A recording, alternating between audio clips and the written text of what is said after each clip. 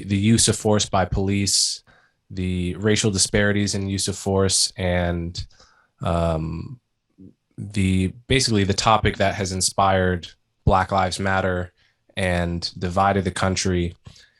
You published a paper in 2016 on this topic that got lots of coverage. Can you summarize what the finding from that paper was and why it was so controversial? Sure. Well, first part I'm confident I can do, but why it was so controversial, I don't know. You're probably better at that than I am. So the paper, I was really interested in police use of force in part because how can you not be if you're a Black man in America? I mean, it's just, if you haven't experienced it, you've heard about it. And at the time, the protests were going on in St. Louis when I started this, or in Ferguson. And colleagues of mine, like Cornell West, were out in the front on the picket lines. And I just thought, damn, I got to do something. But like flying to St. Louis to picket ain't my thing. I'm a data nerd. So what can I do?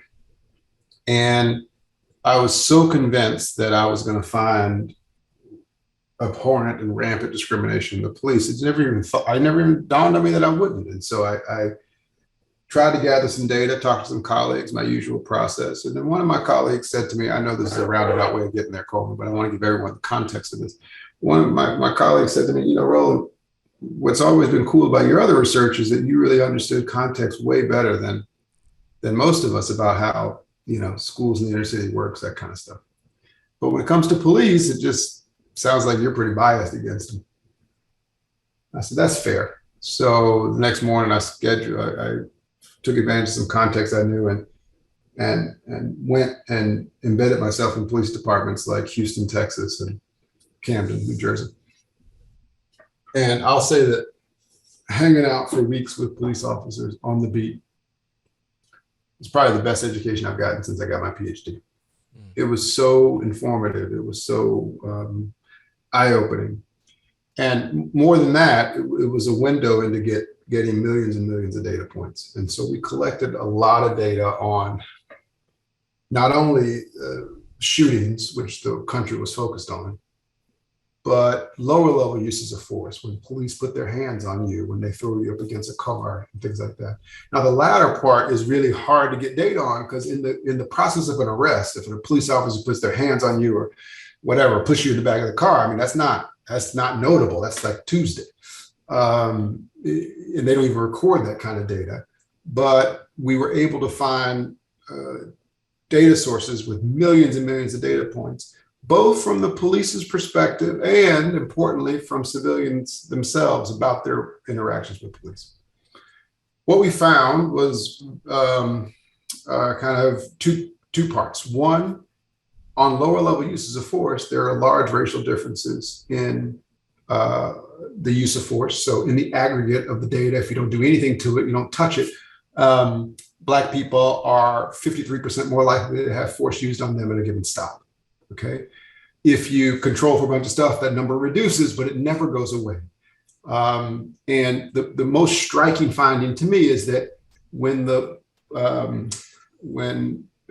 folks are pulled over by the police and the police themselves report that they are fully compliant, they're not arrested, there's no contraband, nothing went wrong, according to the police, Black people are still 25% more likely to have force used on them. So, that was half of the paper. And we put the data through some really serious statistical tests. We really believe that's bias. These aren't just disparities. This is real bias. On the other hand, when it comes to lethal use of force, where we collected data from 18 cities, we found no racial differences whatsoever on lethal force. Okay. And that is the part that everyone focuses on. They don't focus on the thousands and thousands of use of force incidents that happen in lower level uses of force. And, of course, Black Lives Matter, duh, right? But, I believe Black dignity matters as well. And the lower level uses of force happen thousands of times per day. The shootings, thank God, do not.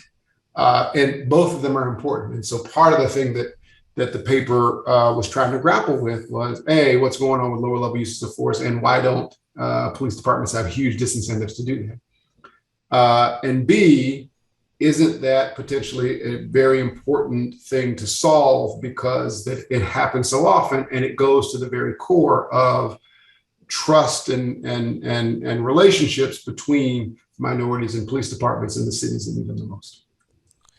Yeah, so there's a lot to unpack there.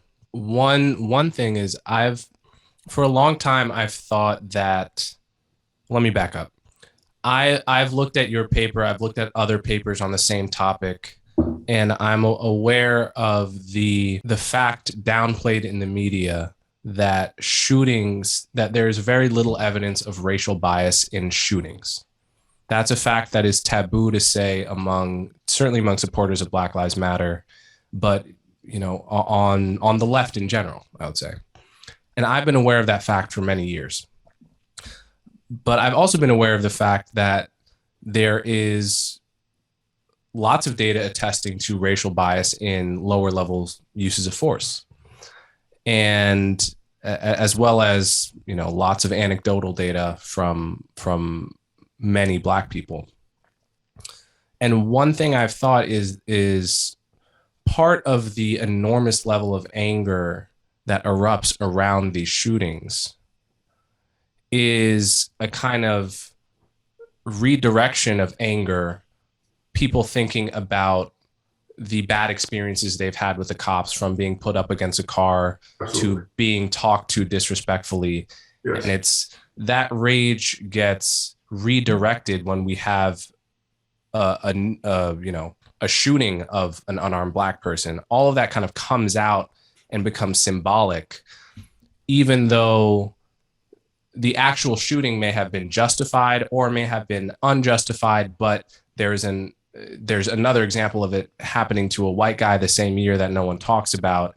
It's a kind of redirection of that anger, that very understandable anger that people feel about being roughed up and being treated in disrespectful ways. For sure, it's how any rational person should behave. And by the way, some of those other papers that I think you read also find the same result on shootings. It's just they're cowards, and so they put it in Appendix Table 74. Right. Okay, let's be clear about that. And I'm old now, and I've been Black a long time, so I'm just going to call people out. It's just cowardly. It's just BS to bury results because you want to win a popularity contest. Newsflash, economists and social scientists, you're nerds. Ain't nobody like you anyway.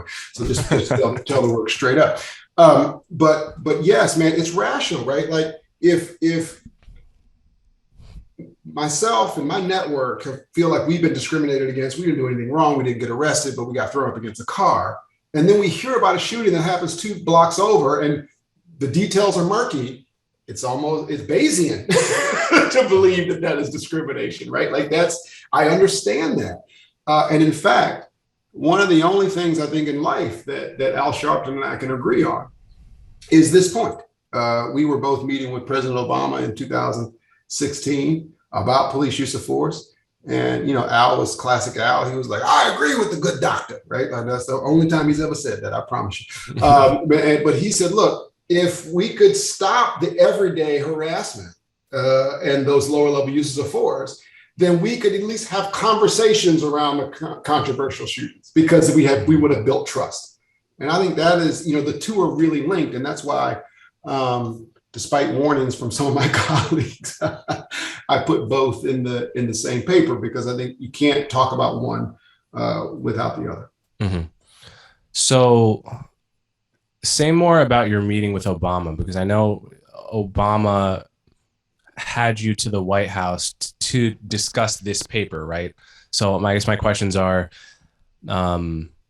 what was that meeting like? What did he want to know? How did he receive the results of your paper?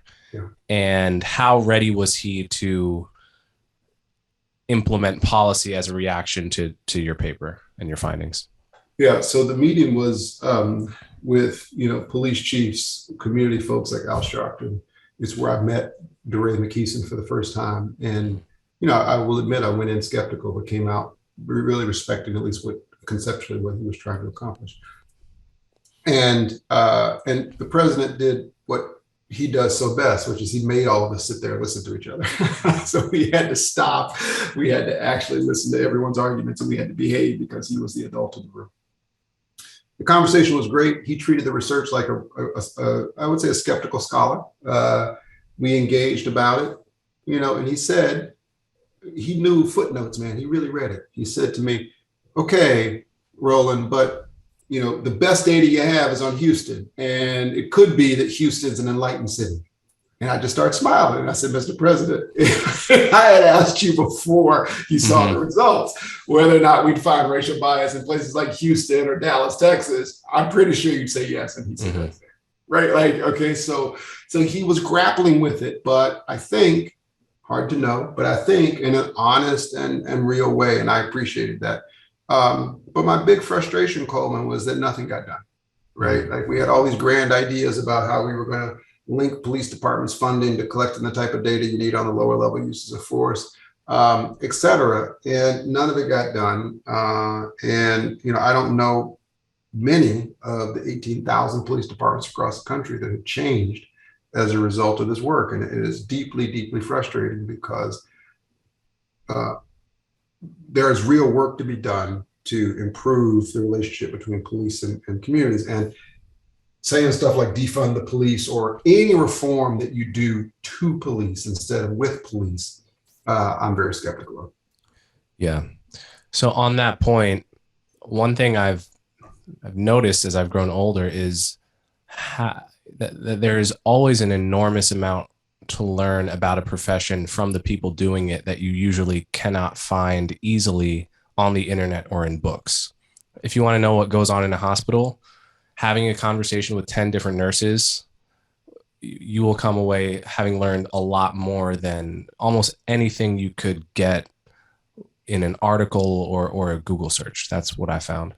And one thing I found disturbing about the whole conversation about policing and racism in the past 10 years is how rarely I get perspectives from police officers, because, like any profession, I think there's probably much to learn simply having heard that side of it, right? What is it like to be a police officer in a high crime inner city, let's say, where you're pulling over people? What is, because if we don't understand that experience, our solutions are likely to be ignorant. And so I've had two different police officers on my podcast, one of whom was the former deputy police commissioner of Baltimore, Anthony Barksdale, who's an incredible guy that tried to train the department in jiu-jitsu, which he himself is a black belt in, so that cops had more comfort not having to go to their gun when they felt their life was threatened, right? They can bring a suspect to the ground without hurting the suspect or themselves. He's just like a super cop. And so when you said you learned as much from hanging out with police for 2 weeks or whatever it was as in your PhD, I'm curious, what is it that you learned there that you didn't know going into it? How complicated the job is. I'd only seen the job from one dimension, which was, why are these people harassing me? Mm-hmm. The job is complicated. The people, sometimes the people who do the job are complicated, and there are ways of making it better. Let me be more clear. And I'm embarrassed to admit that riding around in a police car for 10 hours looking for bad guys, turns out after a few hours, you start to see people who look like bad guys. I mean, that's what happens. And it is, it's not a good job. It's not a way to engage with communities. When I was in Houston, we did a double shift, and the police officer who picked me up from the station, I mean, looks like he's outfitted to go defend Ukraine, man. I mean, he's got vest here, the door of the car is outfitted with weapons. I mean, he's armed to the teeth.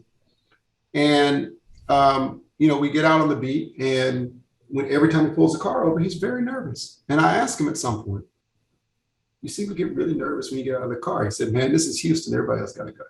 right? And so part of the issue, one realizes very quickly, is because of the number of perceived guns in the street, police react accordingly, and that plays into how they strategically use force. They in Houston, they had no sense of community because all they do is drive around and look for bad guys. On the other hand, in Camden, it was quite different. Police officers walked the beat, and there we could see somebody wilding out, having a bad day or whatever, and I'm like, "Yo, shouldn't you arrest that person?" And and they're like, "Oh, that's just Johnny. He just being Johnny, right?" But the only way to know that is to have repeated interactions with that person where you understand they're not dangerous, right? You can't know that riding around in a car and just observing the behavior.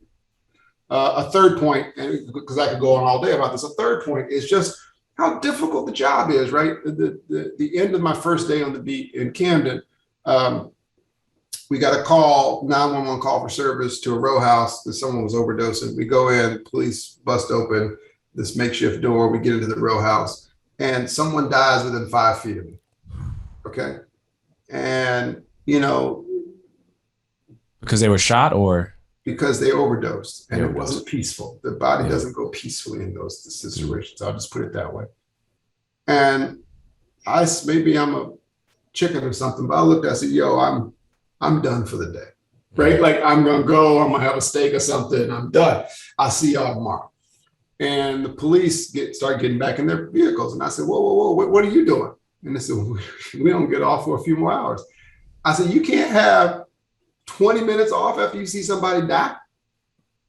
And they looked at me, the commissioner looked at me like I was crazy, Coleman. He says, "I give 20 minutes off to everybody who saw somebody die. I wouldn't have anybody on the streets." This was like, really? And so the job, as I understand from police officers, changes you, man. How can it not? Right? It's a hard job. And so that doesn't excuse some of the behavior, et cetera, et cetera. I'm not some police officer apologist. I'm just saying, right, like, be informed. This is a tough job. And some of the things that the officers have to deal with and just go back to work are very difficult.